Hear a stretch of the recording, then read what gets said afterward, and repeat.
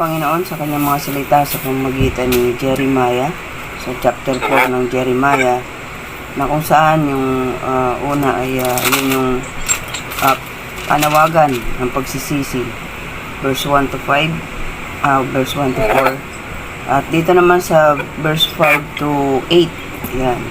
This is the day of the judgment, na kung saan, ito nga sabi nga dito, announce in Judah and proclaim in Jerusalem and say, sound the trumpet throughout the land. Cry aloud and say, gather together, let us flee to the fortified cities, raise the sign to go Zion.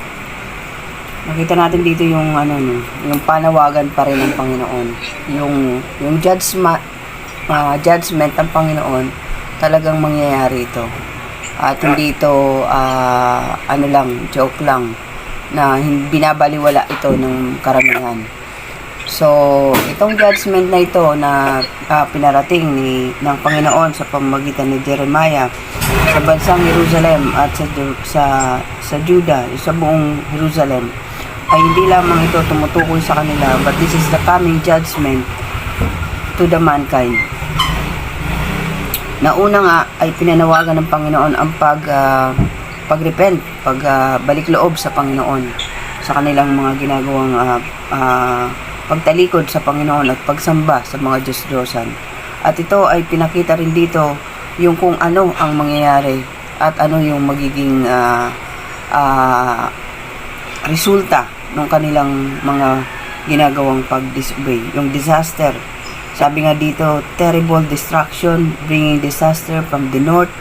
A lion has come out, is layered, is the destroyer. A nation has set out, he has left his place to lay waste to land. Wala na talaga, di ba? Dahil magiging desolate na lahat. And purihin ng Panginoon dahil binibigyan tayo ng babala again dito. At ito ay ang natin ito sa mga tao. Sabi rito, binanggit dito yung announce in Judah, proclaim the and sound the trumpet. At binanggit uli rito, let us flee the fortified city, raise the signal.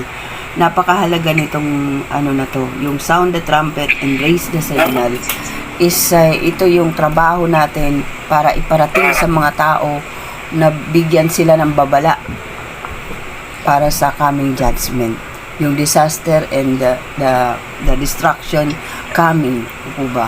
So napakahalaga sa isang preacher, napakahalaga sa isang mensahero na malaman na ipaharating sa tao bilang watchman. We are a watchman. So, iparating. Kaya nga yung watchman, yun yung